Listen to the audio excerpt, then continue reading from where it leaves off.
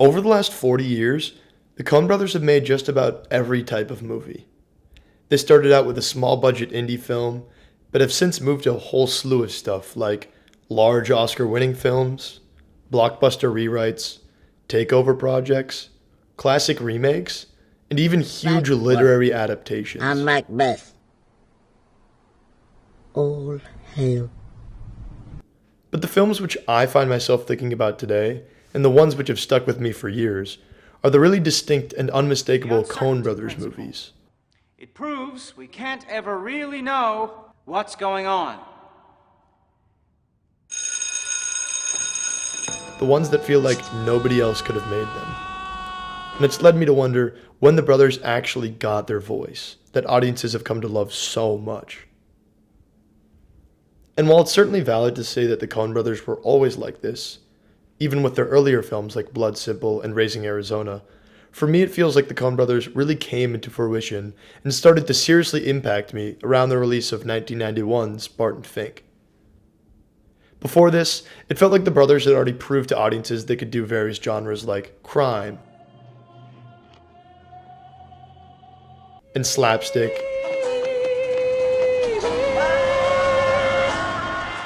and noir. Gotta memorize the Song of Solomon. Maybe that's why I like you, Tom.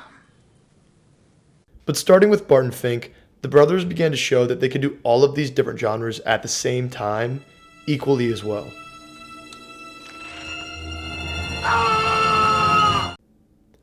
The 90s saw the Coen brothers in a period of transition, starting the decade as indie up-and-comers who'd already found success on the edges of the studio system, and ending it as these really respected mainstream auteurs. And the Oscar goes to Ethan and Joel Coen for Fargo. It's easiest to see this change when you look at the awards their movies received over the decade. In 1991, they took home the Palme d'Or for Barton Fink, which is the highest award given at the Cannes Film Festival. But the response in America was very different.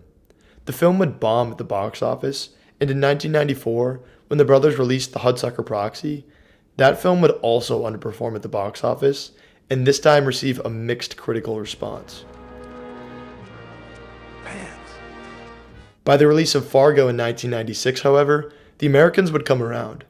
The brothers would be awarded an Oscar for Best Original Screenplay, on top of nominations in several other categories. And 1998's The Big Lebowski would also perform positively at the box office, and in the years following its theatrical release, the film would slowly gain a cult following. But more importantly, audiences in this decade, both abroad and domestically, began to understand what this unique Coen brothers vision and voice really meant, and they wanted more of it. I'm a writer, celebrating the completion of something good. Do you understand that, sailor? So the question for me is how the Coens made this leap. How did they start the decade as respected indie creators who'd found more success abroad and with independent labels, and then end it as leading the pack in the development of the American movie industry near the end of the millennia? I think one way which the Coens were able to find their voice in the 90s is that they showed audiences they could blend genre in really unique and surprising ways. In The Big Lebowski, for instance, the Coens took story elements from hard-boiled crime pictures of the 40s. What do you know about this? What? Mr. Geiger here on the floor. And create a comedy by replacing the handsome Humphrey Bogart with a deadbeat stoner in the form of the Dude. In 1996's Fargo, the Coens toe the line between crime flick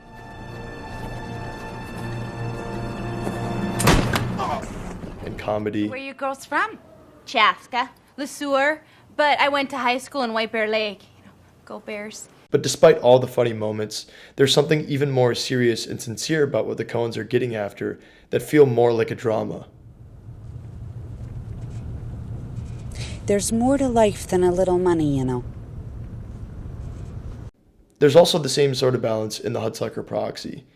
Part of the film is business drama, and part of it is screwball comedy, the film using linear geometry to communicate dramatic seriousness and tradition, while the presence of circles indicates the comedy embodied by Norville.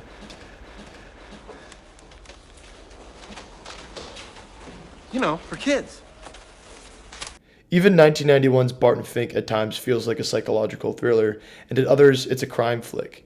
But even here, it's hard to say that the film is just one or the other, as there are plenty of offbeat moments and recurring gags which make the film feel like a comedy too. So clearly, their films are doing some weird and impressive stuff with genre. But now the important question for me is then this. Is all of this success attributable to one, that the Coens' meticulousness and superior control allows them to create the exact genre blend they're intending to make, or two, that they aren't thinking about genre at all, and that this freedom is exactly what allows them to create pieces so wild and unique?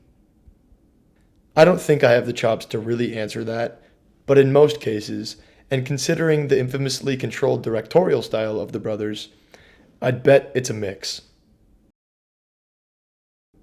When I was trying to think of why the Coens movies hit so deep for me, I kept returning to the opening text in Fargo, which claims that the film's story actually occurred in Minnesota in 1987.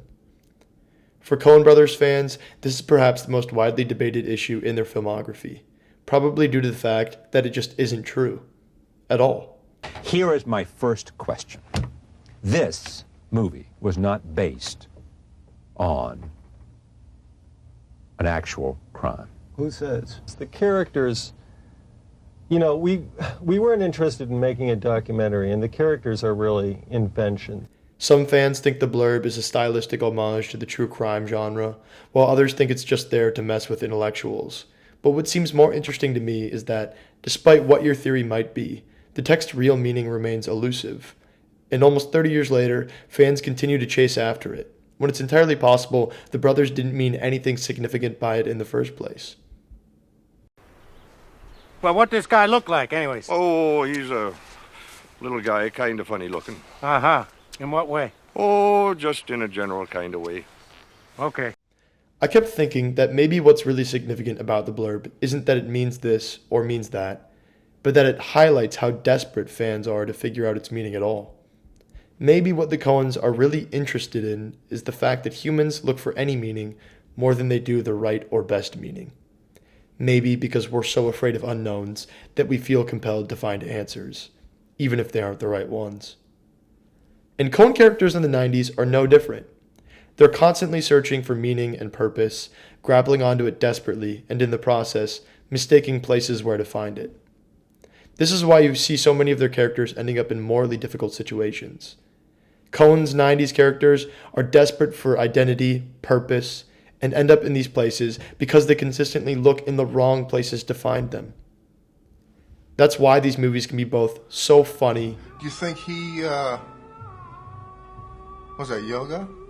It increases the chances of conception. And tragic. God, they shot him, man. It's not shot, no, dude. They shot Donnie? There weren't any shots fired. Huh? It's a heart attack. Call the medics, dude. I go myself, but I'm pumping blood, might pass out. Rest easy, good buddy. You're doing fine. And relatable all at once. We laugh because we see the same traits in ourselves, and maybe with the laughing, we try to escape the truth of our failures to find that consistent meaning and purpose, if only for a moment. And then, of course, it becomes tragic when the laughs have worn off, and we have nothing to do but sit with the truth and confront it. Just take a look at how the Coen brothers show this in their 1996 Oscar winner, Fargo. The main protagonist, Jerry Lundegaard, is shown as a man trying to find wealth and validation by setting up a convoluted kidnapping plot that will result in a nice payout.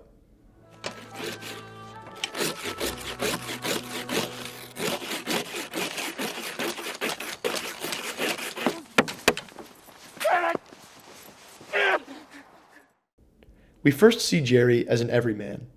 In the first scene, he struggles between his desire to have more than he has and his inability to get there.